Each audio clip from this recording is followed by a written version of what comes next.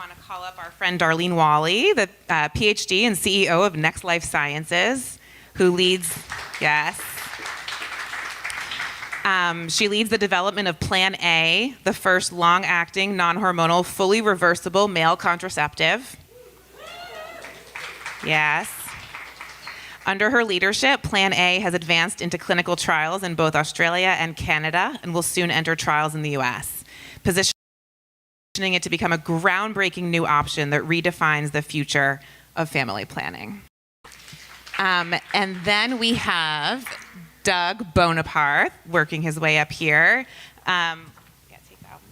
Ooh, okay. I'm not going to pull your chair out from under you. He's the co-author of Money Together and the president of Boneparthe Wealth. He has spent over a decade providing relatable financial advice to millennials and young professionals. He's a CNBC Digital Advisor Council member and serves on the board of Modern Husbands, friends of our crew here, and he's an ambassador for the CFP board. His new book, Money Together, he wrote with his wife, and I love the name of your newsletter. It's called The Joint Account. Without further ado, let's get to it, Jason. All right, so you all just heard me I'm gonna try to not speak as much here and let the two experts. What's that? Oh, thanks. Cool. In this area, our flagship product, as Jana said, is Plan A, a non-hormonal, reversible on-demand male contraceptive. So that's a really exciting area that I'm excited to talk to you about. What's so important? Why now for Plan A? A really startling statistic, 50% of pregnancies in this country are unplanned. That leads directly to not only mental health issues, physical problems for mother, child, etc., but it leads directly to poverty. It leads to generational poverty. So those are really important things, and I think Jake from Voicemail said it well earlier this afternoon. Generations will look back at us and they'll say, how stupid were you? How could you let 1 out of 2 pregnancies be unplanned? And your solution was pumping women with hormones more and more and more. So that's why Plan A is so important, and all male contraceptives that are being developed for society. Back in the 60s, a pill was invented, and women were out in the streets burning their bras, etc. I can't wait to see what men do. I love it. How about you, Doug? How do you follow that, Doug? I'm thinking about what it is I'm going to be burning right now. I'm going through the list of things that it could be, so I'm going to give it some thought. No, if we're talking about, it's interesting that when we think about sex and money and these two, arguably sensitive, taboo, or difficult topics, not to one-up you here, but I would argue money is even more difficult to talk about with your partner than even sex is. And both of these topics, they go back to what our identities are, right? So I've spent the last 2.5 years working with my wife about how to bring both partners to the table to talk about something as sensitive as money. And the very first section of our book is about beginnings. There's a lot of life that you've lived before you met the person that you love. And your scripts, and that word has been used many times today, are formed from those experiences that you have. And then we're expected to meet someone that we're going to mesh these two identities together, and these two identities, whether they be about sex or, in this case, money together, and it just work. I mean, that's a recipe for disaster, is what it is, So I'm looking forward to talking with you more about how we level the playing field, how we create fairness when it comes to the conversations we have around money, because the reality is this is a game you can't opt out of. You can go off grid, you can go to the mountains and Montana and do that. But truthfully speaking, all kidding aside, you don't get to opt out of figuring out how to work with money in your life. and you never win this game. That's what's so insidious about it. You don't win the game of money. You only get the ability to play a different version of it or play a different level of it as your life evolves. So if we're going to find happiness and fairness in our relationships and our lives, we got to figure out how to communicate around this topic. Well, I don't know about you, but I win at Monopoly all the time, brother. So it's ironic, not lost to the ear that these are the two areas that men feel the most pressure around in performing. And so I think I love what you're doing, trying to take pressure off. Darlene, I want to come to you. So, of course, this is very new to me, right? And I'm in this space, so you can imagine how this is eye-opening for a lot of men who think that the only forms of contraception are either, using a condom or a vasectomy. 80% of men aged 18 to 49 want alternative contraception solutions. So what's taken so long for us to gain consciousness around this, and how are you looking at going to market with this new product? Yeah, that 80% plus number is so inspiring. Imagine 8 out of 10 men in that demographic, 18 to 49, said, I need something else. I do not like condoms. They're not reliable. They're awful to use. And vasectomy scares me. It's so permanent. So they're really begging us to create a product for them, or products, the whole category of male contraception. And that's what inspires me so much, is talking to men, whether it's in a relationship and they're really struggling, seeing their partner, their loved one, so upset physically, mentally, because of birth control, but yet they feel helpless because there's nothing they can do. And we hear this over and over.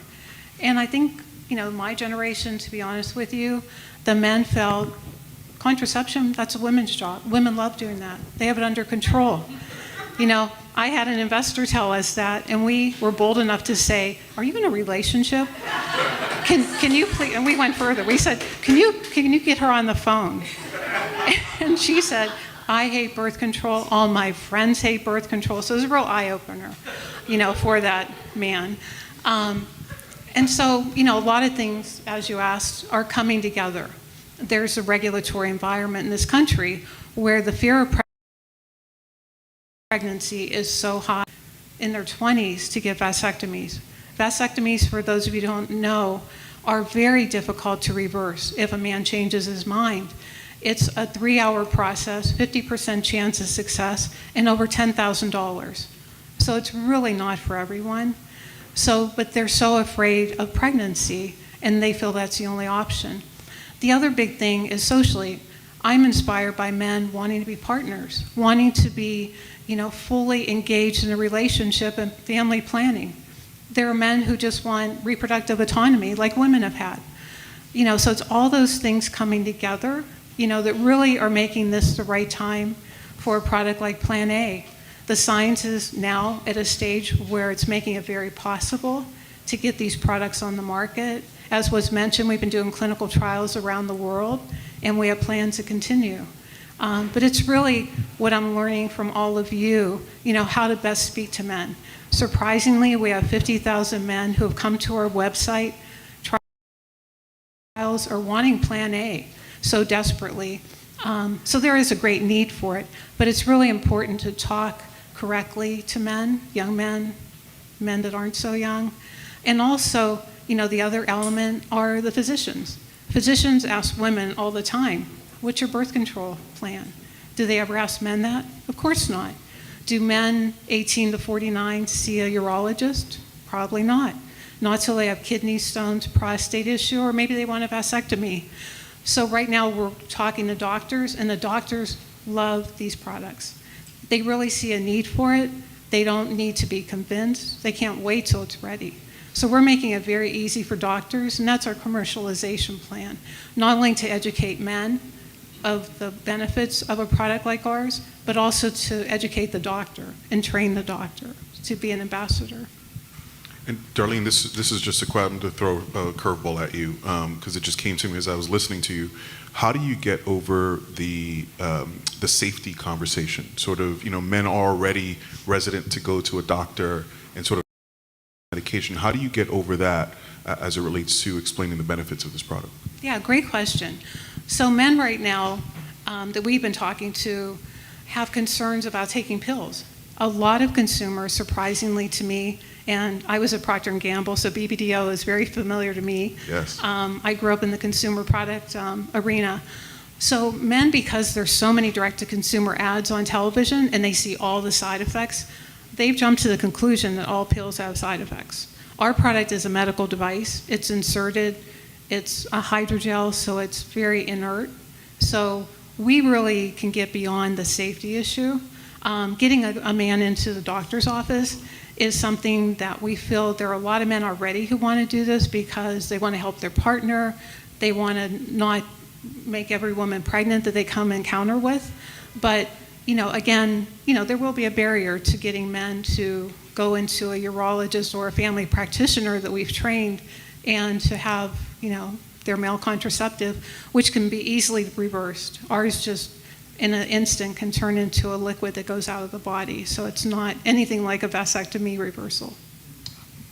Thank you.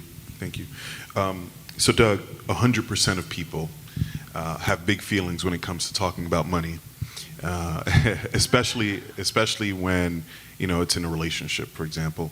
So how are you helping to men, women, partners turn down the temperature around that conversation on a daily basis? It's a great question. You said something which made my face light up on the last panel, which was reframing and redefining what contribution is. Like, you just nailed the whole third section of the book, which is that caregivers are providers too. Is my royalty check in the mail? On its way. All right, great. It's negative, but we'll fix that. So there's a lot of reframing that needs to take place when we have this conversation about money and love, and that's one of the big ones. Is what is contribution, and that there are more ways that you can make contributions to your household and your family other than earning a paycheck, right? Eve Rodsky talks about this all the time in Fair Play. That's a big part of the load that women are taking on, right? Is so great and so unspoken that men are missing the beat here. Right? Fairness isn't equal. And I think that's another concept that needs to be addressed. I don't think we're trying to get to 50-50. I think we're trying to get to a place where two people can look at each other and agree what's fair. And I think that's a big part of this. The other part of what makes the conversation around money so difficult is identity. Again, back to understanding and gaining perspective from your partner by knowing where they've come from first and being able to explore that. So if you're going out for a purchase or thinking about starting a family and the origins of your partner and their upbringing, particularly around, was it food insecurity? Did one partner come from extreme wealth? Are you under the thumb of parents and grandparents? All of these things, if you can gain a larger understanding from your partner, your transactions, or the big expenses like a vacation, a wedding, sending your kid to school, you're going to put yourself in their shoes a lot easier and have more productive conversations and find fairness. Ultimately, the goal here is to find happiness. This is a person you're spending your entire life with. That's the goal. And then also thinking about power dynamics, okay? Not power from and power to, but power with, right? How do we get from your win is my win is your win, let's win together? You hear the term power couples all the time. I can tell you in my relationship, my wife was responsible for holding down, as a corporate attorney, a steady job. The income came in while I got to go out and build a business and live my dream. Well, guess what happened? Somewhere during COVID, as I'm stepping over a laundry basket of clean clothing in the basement that I should be bringing upstairs, laughing at some silly little meme I created on my phone, that was the straw that broke the camel's back, right? Here I am living my dream and not really understanding that I'm not holding my end of the bargain up, that my level of contribution isn't fair. So by reframing, by examining our identities, examining the mistakes or missteps that we've had, and figuring out how to address risk and take those next steps and those decisions together, we can find ourselves having better relationships and ultimately better communication when it comes to this very sensitive topic around money. I love that, and that's a great segue into the next question, which is, what gets unlocked from men when they engage and they're active participants in whether it's their, financial life or in their health life?